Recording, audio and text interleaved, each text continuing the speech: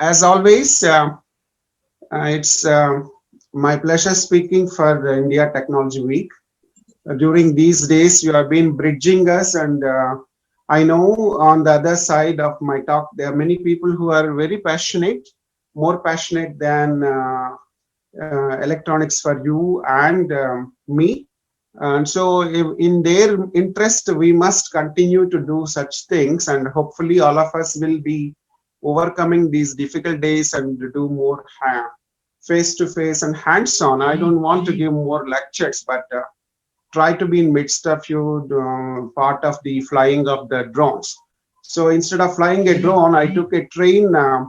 So I wanted to say that if you want to be in drone industry, okay, try to just be in the train of thought process, travel with other people, and then I think you would be in the right state.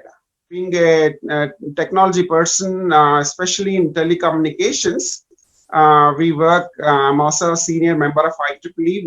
Basically, the topic I will give. This is your speaker. He comes with 32 years. Myself in aerospace, defense, and wireless background, and worked with OEMs of world's leading quality products like Bell Labs Innovations, Lucent Technologies. I also have participated in a government's project of connecting all the districts as a part of National Informatics Center, and BharatNet, which is a fiber optic network connecting all the villages. So basically, I would touch base on what's happening in the international business of UAV. Typically, UAV industry at the moment, I and you may not see it because as you move around, you find cars moving around. A few projects like in campuses, some people might be trying UAVs, but you don't see that.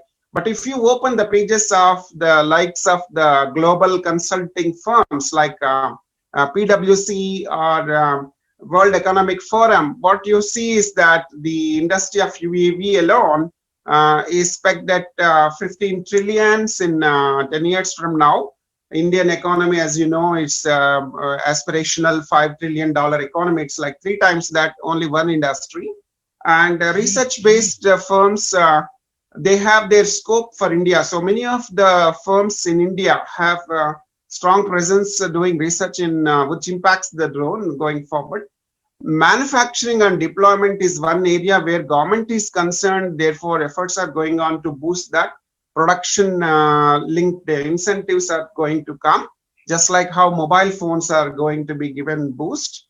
And the regulations are also nicely shaping up. We have the news from the government that DGCA has made a directorate for the drone, just announced a couple of days back with 8-member team from DGCA, and Bureau of Indian Standard is evolving the stubborn rules and regulations so that the standard is made so that things will move more smoothly.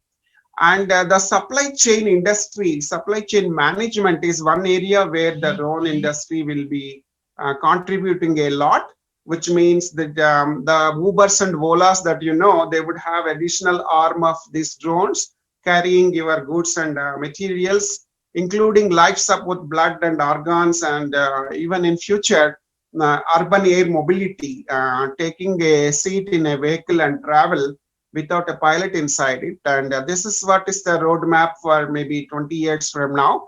And the drone-based delivery of medicine is already happening since 5 years, even during the previous pandemics and epidemics, before even COVID-19, that was tried.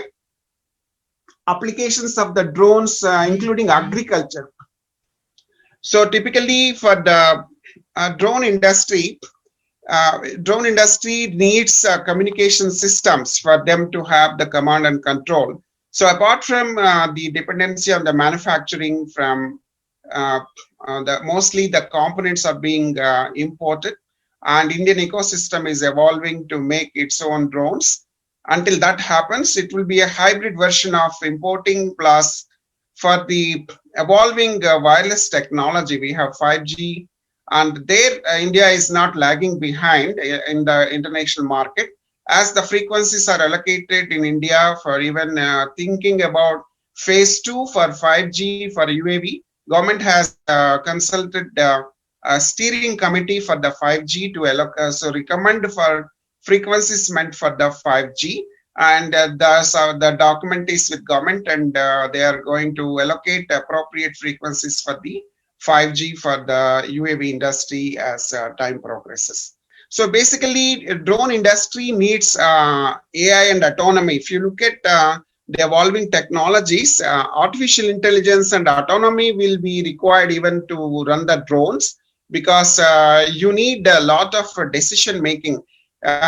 Just flying a drone with ground control station, that would be okay for visual line of sight, but for a sustainable drone industry operations, just like your autonomous cars or connected cars on the road, the cellular V2X, you need autonomy, and that requires the power of AI and advanced technologies that is there in the pipeline. So the drone industry gets benefit from the autonomy that is included in the 5G's standard, and next evolutions of 5G to 6G, fully supported in 6G. The autonomy and autonomous vehicles will be supported from 2030, from the 6G being in place. Right now, 5G rollouts will happen during this decade. Map file, that is for controlling the drone, you need a map, and that map file to move that files pertaining to SLEAM and then location updates, you require the communication systems that would evolve over a period of time. The density, the possibility that drone industry utilizing the cellular infrastructure for their use. So in that context, if you see the density of equipments pertaining to cellular network, as you see in India from Reliance and Airtel, as time progresses, their density increases, and in that possible scenario, the drones also will get support, because as time progresses in a few decades from now, the component, the number of sites that are available to support the complex scenario, where you have the cellular users on the one hand, where their demands are already always increasing, plus coupled to the new incumbent, that's drones, that is like your mobile phone moving above the horizon, you can imagine. That is also being planned, and that towards that effect, the 3GPP is already making release 17 standards, and the density of cell sites would be increased in order to support that possibility. So for this drone industry to become really full-fledged, just like autonomous car industry, there is at least a decade time to go, and wherein all these technologies will be in place for industry to take the next steps further. So if you see here, wireless industry is evolving, moving from LTE that we have today to new radio and 5G. Afterwards, the 6G, and we would have the full-fledged autonomous AI supporting low latency and high throughput and high components density. All these three things are needed in order that drone industry gets all the necessary wireless communication, command and control for the drone to connect to the satellite on the one hand, in order for that systems like ADSB and location-based information, remote identification information, and to talk to digital sky, which is a part of the Government of India infrastructure, and to other components, we need reliable communications, and that is evolving as we speak. Okay, so here you find that evolution of the technologies contributing to eventually, when you look at this final picture where you have a medical symbol there, there is a car which is driven by itself, like driven by alternative energies, and you see the drone there and robotics. So as the telecom industry is moving, you also have these applications being supported, so that autonomous cars and drones and this robotics and AI will flourish together. That is the possibility that we have. So as a professional of drone, not just concentrate on flying aspects of the drone, which is just 5% of the game. You need to be focusing on perfecting your art of your artificial intelligence, machine learning, and wireless communication, and radio, the radars, that LiDAR, and the ability to recognize remotely an object. All these areas need to be worked at, and flying is just one part of it, and that is already known. There is no miracle that's going to happen about that has been known from 100 years, ever since the Wright brothers for the regular aircrafts. Flying as a technique has not been required to be, there is no need to trust more on those aspects as much as how do you put all these infrastructures together to make the ecosystem come up in a nice manner.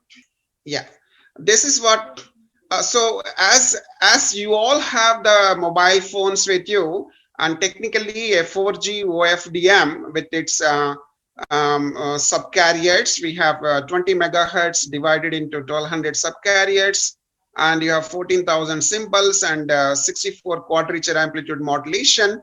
Multiplying these three will give you 100 mbps per one carrier in 4G, and that's going to get multiplied. That is also IMT 2020 vision, and going to 5G it will be 100 gbps, so 1000 times improvement, which is known as 1008 rule. And further, naturally, in a matter of a decade after 5G, 10 terabytes is possible. All these changes are going to support in the evolution of the drone industry globally, not just in India, and that's a roadmap. So we're talking about 20 years from now. 5G would be perfect in another 4 or 5 years in terms of end users applications, and which includes the UAV component as well. And a full autonomy and power of AI to be leveraged, you need to wait until very low latencies of 1 millisecond as available from the 6G onwards. 5G gives around 10 millisecond latency, practically speaking. 6G would further improve it by 10 times. Next slide, please. So here again, if you see, any throughput that anyone talks about doesn't come by miracle. You need to spend some resources. So in order to get some bits per second, you need to have a spectral efficiency.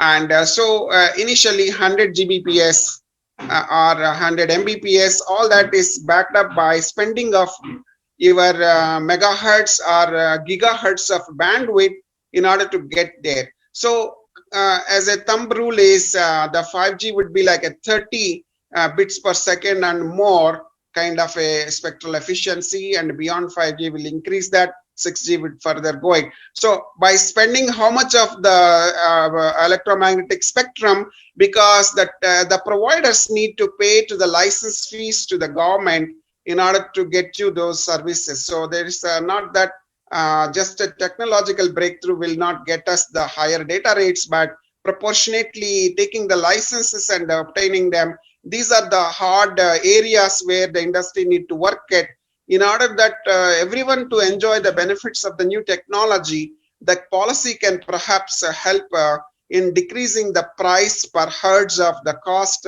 when operator wants to use it for the UAV industry, if there is a social benefit for it.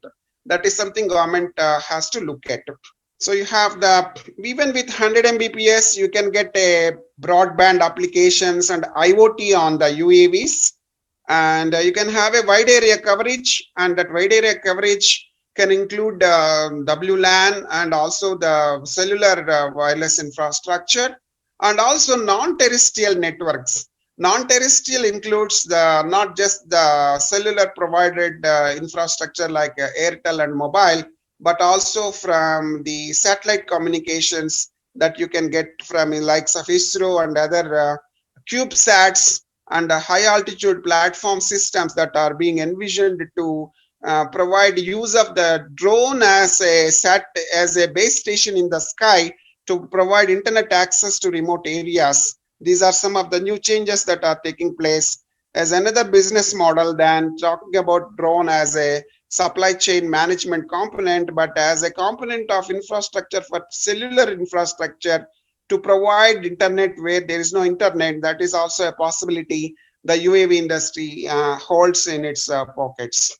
So if you look at this evolution graph of these networks, where cyber security is very important, that nobody should misuse a drone access through a network and try to route it for wrong destinations. So cyber security standards for the UAV are evolving, and then that's being reviewed, so that who should be allowed to operate a drone and what are their bona fides, all that will be important. And then how do you identify a drone which is in the motion, so that we attribute the ownership of the operator, so that we can take precautionary measures or corrective actions if there is any untoward incident using a UAV. So these are all the things that are related challenges, you should say, for the drone industry. The future of the drone industry lies in cyber security implementations, that the drone will be highly secured, and then it is in the good hands. And aerospace should be modeled and monitored, not just by the existing infrastructure, but a lot more needs to be done in terms of making that infrastructure a lot more knowledgeable and able to know the motive of a flying object before you allow it to move around in all the zones. Currently, the movement of a UAV is restricted to only certain places, not unlimited locations. So there is a regulatory requirement that it should not be flying near to airports by 5 miles, and also any sensitive locations. And there are some height restrictions also, because civil aviation has below 400 feet, these kind of things are allowed, but not above. But if you really want to go into the civil aviation's heights, you need to get additional privileges, and that needs to be approved a priori, like a transport aircraft, like a logistics, a cargo aircraft. If you want to operate a drone, there is still a lot of work need to be done. In which case, the UAV will be just like an aircraft in an airport. It will follow all the air traffic management rules and regulations thereof. So these are all the drivers of UAV industry. That is, this is like a what will be the future of UAVs. You would have the drones. You would have not just the drones moving around, but you would have communications which are provided to all the systems. That is not just drone industry, but industry which is trying to cover end-to-end communications for you. That means the world will be in a very more better place to live, where you have ships, and you have the flying support, you will have the road support, all are integrated, and then you'll have a better intelligent transportation system, so that the world economy will be in a better shape going forward. If there are some questions, I am ready to take up. Thank you very much for the opportunity given. Okay, all the best. Thank you very much. Thank you, sir. Thank you for such a wonderful. Thank you. Bye-bye.